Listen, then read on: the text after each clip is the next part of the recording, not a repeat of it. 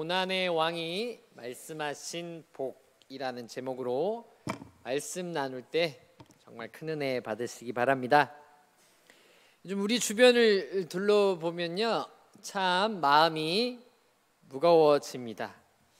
왜냐하면요, 우리 사회가 점점 신앙인들을 바라보는 시선이 차가워지기 때문입니다. 모 목사님 때문인가요? 잘 모르겠지만 2024년 한국 리서치 조사에 따르면요, 우리나라 성인의 51%가 종교가 없다고 답했습니다. 절반이 종교가 없다고 합니다. 우리 백한규 집사님 다니는 우리 한국갤럽 우리 조사에서는요, 요즘 종교는 우리 사회에 도움을 준다는 응답이 2014년에는 63%였다고 합니다. 그런데요, 2021년에는요 38%로 종교가 사회에 도움을 안 준다라고 아주 크게 감소하였습니다. 성도님들도 혹시 고백해 보셨을 것입니다. 믿음을 고백하고 하나님의 뜻대로 살려고 했는데요, 주변에서 아직도 그런 걸 믿어? 교회 가면 재밌냐? 라고 하면서 요즘 세상이 어떤 세상인지 그렇게까지 믿니? 교회 가니? 라고 하면서 비꼬는 사람들 들었을 수도 있을 것 같습니다. 어떤 분은요, 믿음이 적은 가족들 또 자녀들, 친척들에게 주일마다 교회 꼭 가야 합니까? 가야 해요, 어머니, 아빠? 라고 묻습니다.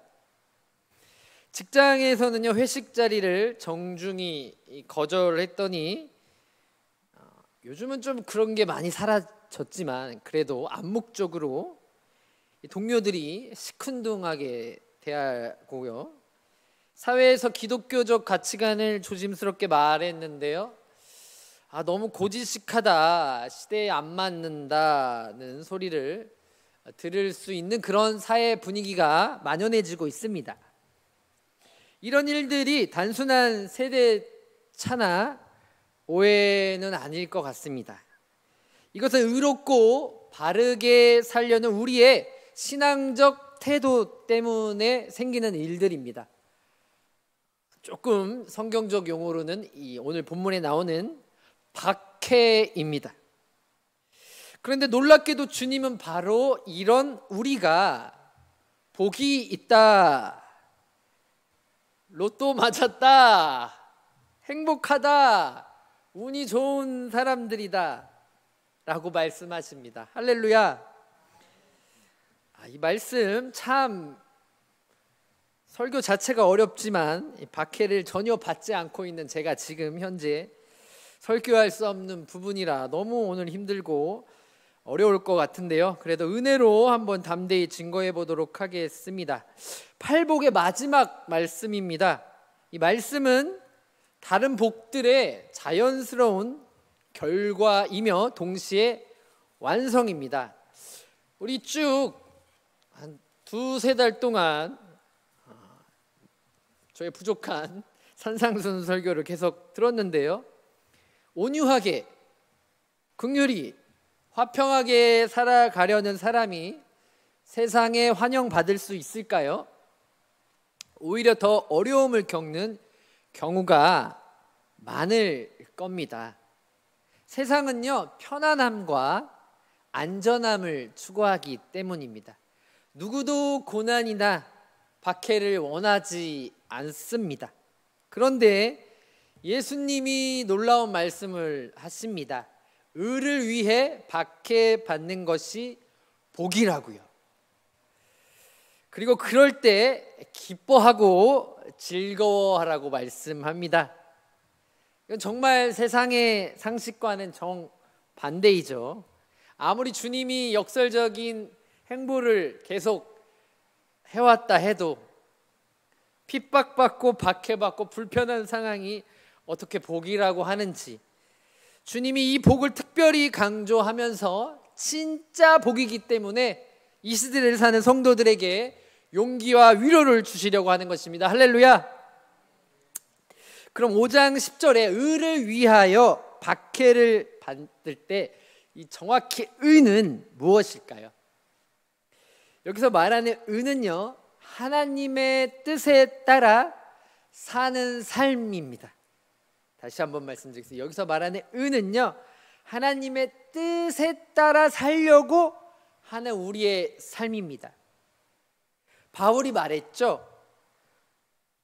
하나님의 의, 그리스도의 구원은 우리가 노력해서 얻는 게 아니라 예수님을 통해 하나님께서 선물로 주신 거라고. 그런데 이 값없이 주시는 의를 받은 사람은 어떻게 될까요? 삶이 어떻게 변할까요? 이제 그 의에 합당한 삶을 살아가게 됩니다. 바울이 말한 예수 그리스도의 값없이 주신 의가 칭의의 의라면 마태복음에서 말하는 예수님이 말하는 의는요, 어떻게 보면 구원을 위한 성화의 의로 정의할 수가 있습니다. 그래서 그 의에 합당한 삶을 살아가게 하는 뜻입니다. 하나님의 뜻을 따라 살고요, 하나님 나라의 가치관대로 살아가는 것이 오늘 본문이 말하는 의를 위해 사는 삶입니다. 그런데 왜 의를 위해 살면 박해가 따를까요? 지난번에도 제가 가끔씩 너무 좋아해서 인용을 했는데요, 이 전방위 선교사라고 지금은 한국에 상주해서 JDM 선교단체를 운영하고 있는데요, 이 다니엘 킴 선교사라는 분이 있습니다. 이 아버님이 야쿠자 출신이고 어머니가 참 좋은 신앙으로 아버님도 회심하고 나름 예수님을 잘 믿는 이 고등학생이었는데요, 다른 것들을 다 포기하고 하필 미국 육군 사관학교에 지원을 하게 됩니다. 근데 이곳은요, 인종차별이 엄청나게 강한 학교였습니다. 또 다른 이 미국인들, 세계 다른 인종들이 무슨 추수감사절이나 크리스마스 때를 맞아서 고향에 가면은요, 이 선교사님은 혼자 학교에 남아서 지독한 외로움을 겪었다고 해요. 매일 밤마다 고참들이 와서 너 같은 황인종은 이 학교에 떠나야 된다고, 너같이 예수 믿는 사람들은 이 학교를 떠나야 된다고 하면서 맨날 식탁에서도 먹는 것들을 없고 잘 때도 항상 잠 못 자게 깨우고 엄청난 고난을 받았다고 합니다. 그런데도 이 선교사님 어려운 환경 속에서도 굽히지 않고 신앙을 지켰습니다. 그리고 마지막 4학년 때는요, 종교 대장이 되어서 마지막에 많은 미국 그 학생들 앞에서 대표로 하나님을 찬양하며 대표 기도했다라는 유명한 간증이 있습니다. 철인이라는 책의 제목이 있는데요, 예수님께서도 이미 말씀해 주셨습니다. 요한복음 15장 18절에 세상이 너희를 미워하면 너희보다 먼저 나를 미워한 줄 알라. 우리가 세상에 속했다면 세상이 우리를 사랑했겠죠. 우리는 주님이 세상에서 택하신 사람들이기 때문에 세상이 우리를 미워한다는 것입니다. 이렇게 되는 이유가 뭘까요, 성도님들? 세상의 가치관과 하나님 나라의 가치관이 근본적으로 다르기 때문입니다. 세상은요, 힘과 권력을 추구합니다. 하지만 우리는 서로를 섬기는 것을 추구합니다. 세상은 자기 중심적이지만요, 우리는 사랑 중심입니다. 세상은 물질적인 것을 우선시하지만요, 우리는 영적인 것을 우선시합니다. 할렐루야. 마치 빛과 어둠이 만나면 어둠이 빛을 거부합니다. 의로운 삶은요, 불의한 세상에 도전이 됩니다. 그 결과 박해가 따르게 되는 것입니다. 본문을 보면요, 박해의 구체적인 형태들이 나옵니다. 11절에 욕하고 박해하고 거짓으로 너희를 거슬러 모든 악한 말을 할 때라고 합니다. 요즘 우리가 경험하는 박해는요, 옛날처럼 물리적인 폭력만은 아닙니다. 다양한 형태로 나타납니다. 언어적으로는요, 이 조롱합니다. 또 비난합니다. 교회 안에서는요, 이 거짓 소문이 돌고요, 험담이 난무할 때도 있습니다. 사회적으로는요, 이 소외당합니다. 차별하고요, 불이익을 줍니다. 경제적으로는요, 승진해서 제외되고요, 사업상 손해를 보기도 합니다. 심리적으로는 압박감이나 고립감을 느끼기도 합니다.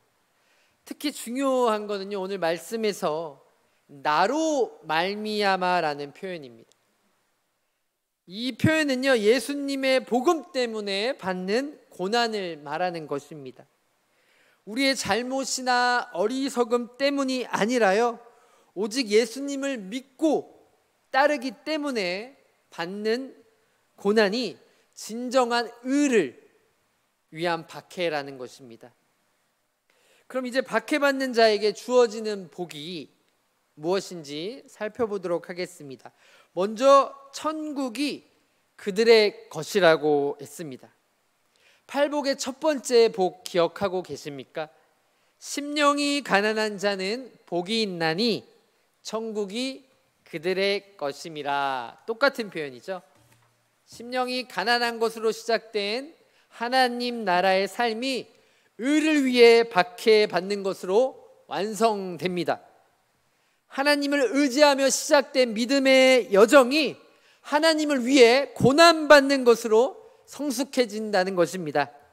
마치 어린아이가 부모님의 손을 잡고 걷다가 나중에 부모님을 위해 무엇이든지 할 수 있는 성숙한 자녀가 되는 것과 같습니다.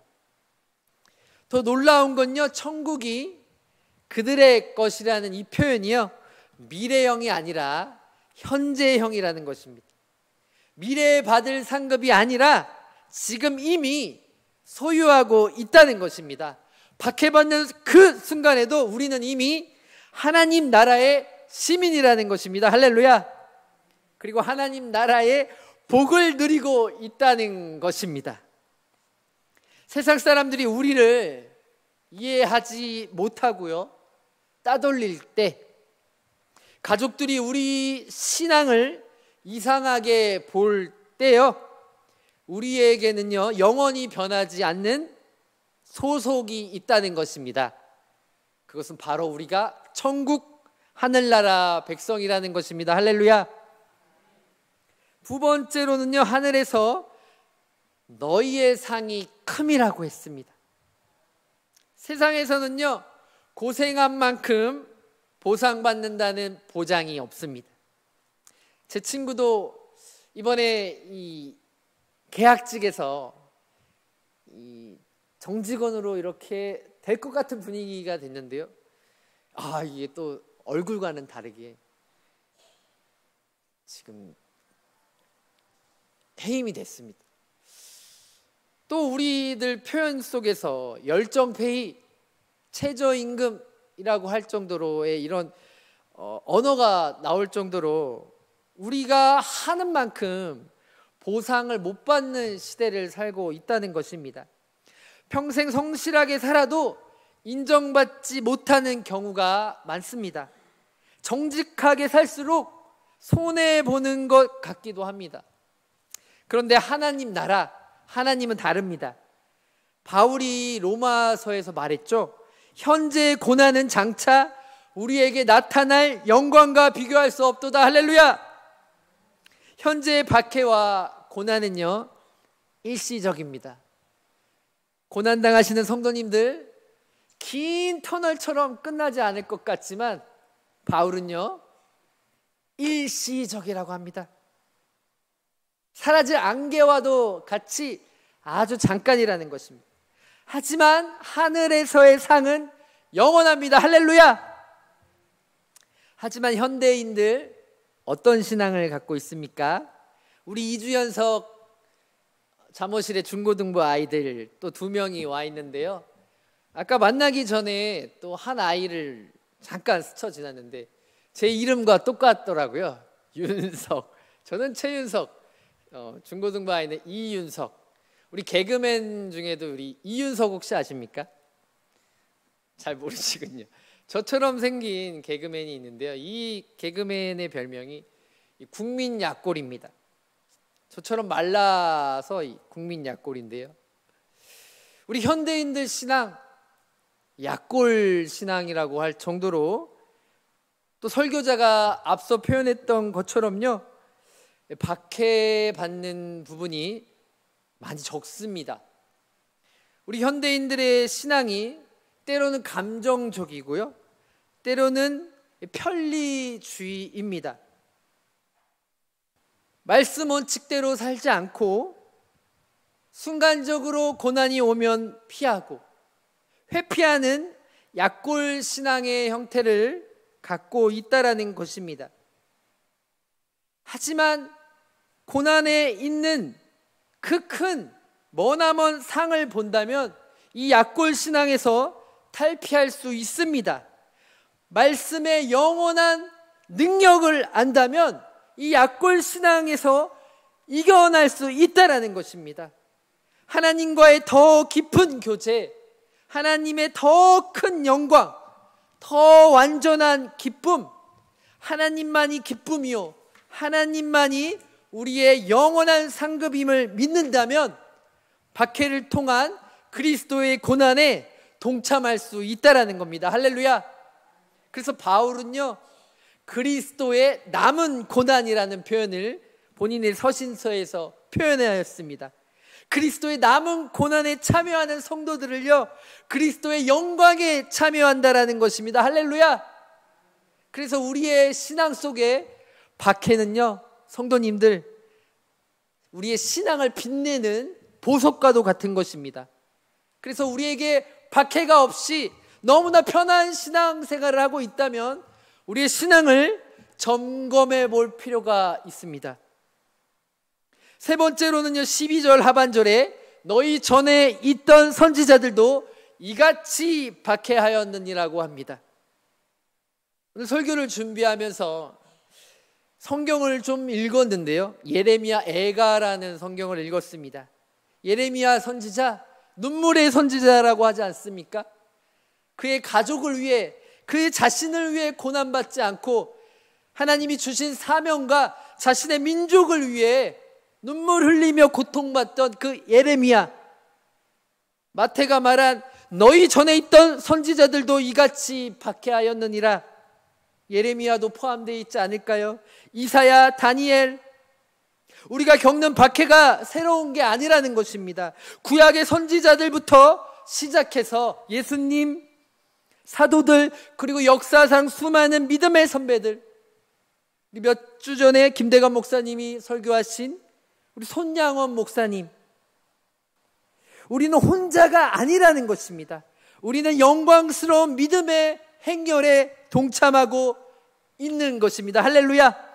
그래서 히브리서 기자는요, 12장 2절에 이러므로 우리에게 구름같이 둘러싼 허다한 증인들이 있으니 모든 무거운 것과 얽매이기 쉬운 죄를 벗어버리고 인내로써 우리 앞에 당한 경주를 하며. 할렐루야.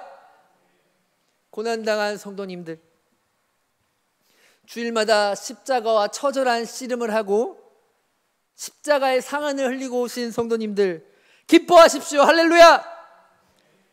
우리 앞에 수많은 믿음의 선배들이 성도님들을 응원하고 계십니다. 마치 경기장에서 관중들이 선수들을 응원하는 것처럼 성도님들 고통과 고난과 깜깜한 어둠 속에 있는 것 같지만 하늘에서는 우리를 그 거대한 응원단 속에서 믿음의 경주를 응원하고 있다는 것입니다. 할렐루야. 그래서 우리도 그들과 같은 믿음의 유전자를 갖고 거룩한 믿음의 싸움을 할 수 있는 것입니다. 그렇다면 박해 앞에서 우리는 어떻게 반응해야 할까요? 저도 고3 때 정말 뜨거웠을 때, 너무 뜨거워서 모든 사람을 전도하려고 하다가 핍박과 박해를 받고 상처만 남기고 그만두었던 추억이 있습니다. 성도님들 인생 살아오면서 주를 위해 박해받으신 적 있으시죠? 우리는 박해 앞에서 어떻게 반응해야 할까요? 예수님의 명령은 정말 놀랍습니다. 12절 상반절에 기뻐하고 즐거워하라. 하늘에서 너희의 상이 큼이라. 할렐루야. 물론 이게 억지로 웃으라는 뜻이 아닙니다. 고통을 느끼지 말라는 뜻도 아닙니다. 예수님도 십자가를 앞에 두고 복음서에 보면 심히 고민하고 땀방울이 흘릴 정도로 눈물로 기도하셨다고 하지 않으셨습니까? 그럼 왜 고통 가운데서도 기뻐할 수 있을까요? 첫째는요, 우리가 하나님의 자녀라는 증거이기 때문입니다. 히브리서 기자가 말합니다. 주께서는요, 사랑하는 자를 징계하신다고 합니다. 성경의 다윗을 보십시오. 우리 역대상 이제 한참 다윗이 나오고 있지 않습니까? 하나님께서 그를 사랑하셨지만 이 밧세바 사건 이후에는요 가장 아픈 징계를 받게 하십니다. 자식이 죽고요, 가정에 온갖 어려움이 닥칩니다. 그때 다윗은요, 내가 여호와께 범죄하였다고 합니다. 하나님의 징계 속에서도요, 하나님의 사랑을 깨닫습니다. 히브리서 기자가 말합니다. 주께서 그 사랑하시는 자를 징계하시고 그가 받아들이시는 아들마다 채찍질 하심이라. 할렐루야. 고통 가운데서도 기뻐할 수 있는 이유는요, 내가 진짜 하나님의 자녀라는 사실을 확증하기 때문입니다. 둘째, 우리는 믿음의 진짜라는 증명이 있기 때문입니다. 우리의 믿음이 어떻게 증명될 수 있을까요? 베드로가 말했듯이 우리의 믿음의 확실함은요, 불로 연단하여도 없어질 금보다 귀합니다. 할렐루야. 금강에서 캔 금덩어리에 온갖 불순물이 섞여 있습니다. 그걸 뜨거운 불에 넣으면요, 불순물을 타버리고요, 순금만 남게 되죠. 우리 예전 개역 한글에서는 이 정금이라고 했죠. 정금. 마찬가지로 우리 믿음도 고난의 불을 통과할 때 가짜는 사라지고 진짜만 남게 된다는 겁니다. 편할 때는요, 누구나 다 믿을 수 있습니다. 건강할 때요, 돈 있을 때, 가정이 화평할 때 하나님을 찬양하기 쉽습니다. 그런데요, 정말 어려운 일이 닥쳤을 때도요, 하나님은 선하시다, 하나님은 내 인생을 최고의 길로 인도하신다, 베스트로 인도하신다, 하나님을 신뢰할 수 있다라고 한다면 그게 바로 진짜 믿음입니다. 할렐루야. 욥을 보십시오. 재산을 다 잃지 않았습니까? 자녀들이 죽고 몸에 병까지 났는데도요, 주시니도 여호와시오, 거두어 가시니도 여호와시오니 여호와의 이름을 찬송 받으실지니라. 할렐루야. 이게 바로 순금 같은 믿음입니다. 박해받을 때 우리 안에서 이런 믿음이 자라난다라는 것입니다. 박해받을 때 이런 믿음이 드러나면 그건 하나님께서 우리의 믿음을 인정해 준다는 증거가 된다는 것입니다. 할렐루야. 박해받으셔야겠죠? 돈 주고서라도 박해받아야 되지 않을까요? 셋째, 하나님께서 더 큰 계획을 우리 삶에 가지고 계시기 때문입니다. 로마서에서 바울이 확신했습니다. 하나님을 사랑하는 자, 곧 그 뜻대로 부르심을 입은 자들에게는 모든 것이 합력하여 선을 이루느니라. 할렐루야. 그런데 우리 힘으로는요, 박해 앞에서 기뻐하기 어렵습니다. 다행히 성령님께서 박해받는 우리를 도우십니다. 성경은요, 우리의 연약한 것을 친히 도우십니다. 할렐루야. 예수님께서 약속하신 보혜사 성령님께서 우리에게 모든 것을 가르쳐 주십니다. 주님의 말씀을 생각나게 하십니다. 할렐루야. 성령님은 우리에게 힘을 주세요. 어려운 순간에 적절한 말을 주시고요, 흔들리지 않는 믿음을 주십니다. 심지를 견고하게 붙들어 주십니다. 초자연적인 평안과 기쁨을 주시고요, 사도행전의 스데반 집사님처럼 성경님은 우리에게 하늘의 시선과 시각을 줍니다. 할렐루야. 또한 우리에게는 고난의 왕이신 예수님의 완벽한 모범이 있습니다. 히브리서에서 말하듯이 예수님은요, 그 앞에 있는 기쁨을 위하여 십자가를 참았습니다. 부끄러움을 개의치 아니하셨다고 합니다. 지난주 설교 말씀에도 이 십자가에 못 박힌 사람들이 다 발가벗겨 있다고 하지 않았습니까? 예수님은 십자가의 고통을 당하시면서도요, 그 앞에 있는 기쁨을 위하여 참으셨습니다. 바로 여러분들의 구원을 위한 것입니다. 우리도 현재의 고난보다는 앞에 있는 영광을 바라보며 인내할 수 있습니다. 할렐루야. 요즘 우리가 사는 세상에서도 의를 위한 박해는 여전히 존재합니다.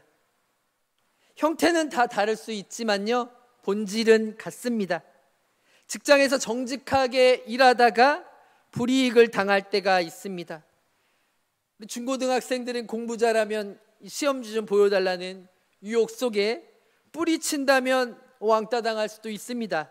복음을 전하다가 거부당할 수도 있고요, 성경적 가치관을 지키다가 구식이라는 소리를 들을 때 이 모든 것이 의를 위한 고난입니다. 특히 요즘처럼 기독교 가치관이 점점 소수가 되어가는 시대에 성경적 윤리와 도덕을 지키는 것 자체가 우리 신자들에게는 도전이 되고 있습니다. 동성애나 낙태 문제, 물질주의나 개인주의에 대한 성경적 입장을 말하는 것이요, 때로는 큰 용기를 필요로 합니다. 그래서 한 7, 80대 어르신께서 요즘 젊은 사람들 말 들어보면 우리가 너무 고지식한 것 같아. 시대가 많이 변했는데 우리도 좀 바뀌어야 합니까? 최 목사님이라고 물었습니다. 시대는 변해도 하나님의 말씀은 변하지 않습니다. 할렐루야. 푸른 마르고 꽃은 시드나 하나님의 말씀은 변하지 않습니다. 오히려 히브리서 기자가 말한 것처럼 하나님의 말씀은 활력이 있고 능력이 있어 좌우의 날선 어떤 검보다 예리하여 홍과 영감이 관절과 골수를 찔릅니다. 할렐루야. 시대를 하나님의 말씀으로 분별해야 합니다.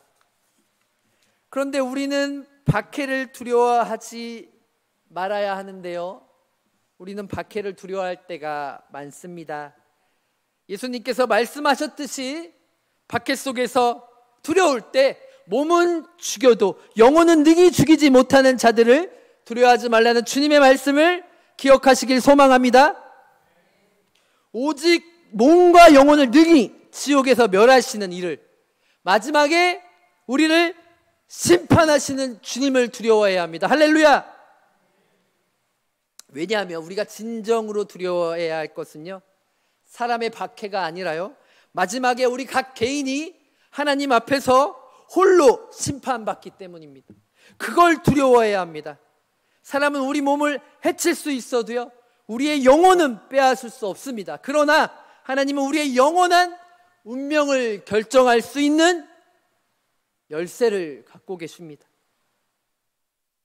더욱이 두려움은 믿음의 반대입니다. 요한 사도가 말했듯이 사랑 안에 두려움이 없습니다. 온전한 사랑이 두려움을 내쫓습니다.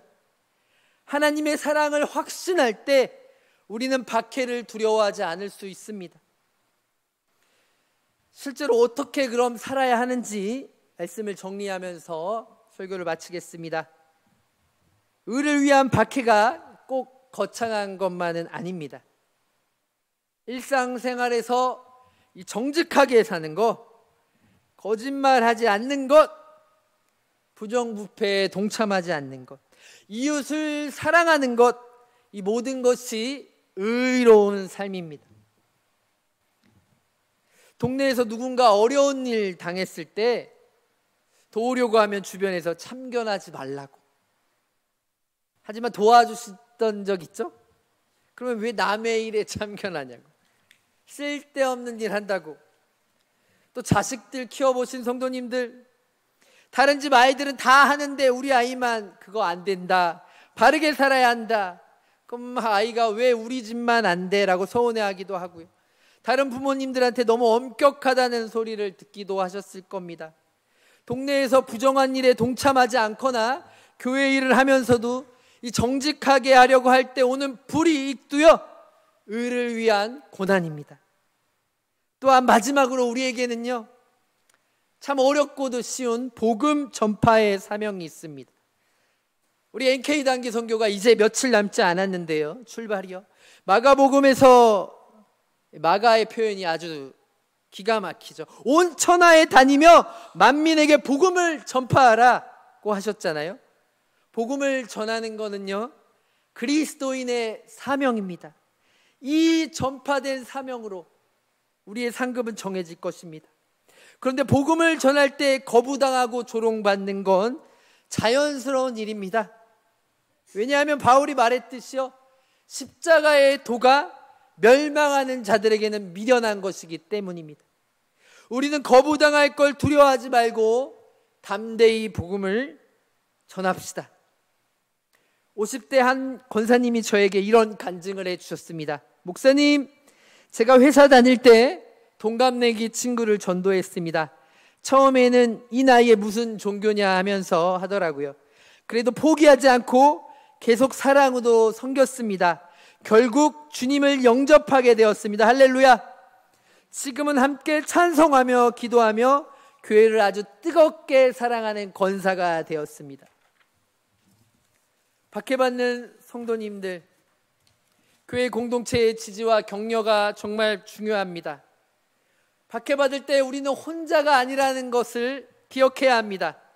우리에게 같은 믿음을 가진 형제 자매가 있다라는 것을 기억하고 서로 기도하고 격려해주고 실제적인 도움, 밥 한 끼도 하나 사주십시오. 특히 70, 80대 어르신들, 젊은 세대들이 신앙 안에서 잘 자라갈 수 있도록 기도해 주시고 믿음의 본을 보여주셔야 합니다. 어르신들의 오랜 신앙 경험과 지혜가 정말 소중합니다. 사랑하는 수요 예배자들, 춤추고 있는 지어가 예수님의 의를 위해 박해받는 것이 복이라고 하셨습니다. 이건 정말 세상의 상식과는 정반대입니다. 하지만 현재의 고난은 일시적이라고 했죠. 하늘에서의 상은 영원합니다. 우리는 박해를 두려워할 필요가 없습니다. 왜냐하면 하나님께서 우리와 함께 하시고 성령님께서 우리를 도우시기 때문입니다. 그리고 고난의 왕이신 예수님이 먼저 모범을 보여주셨습니다.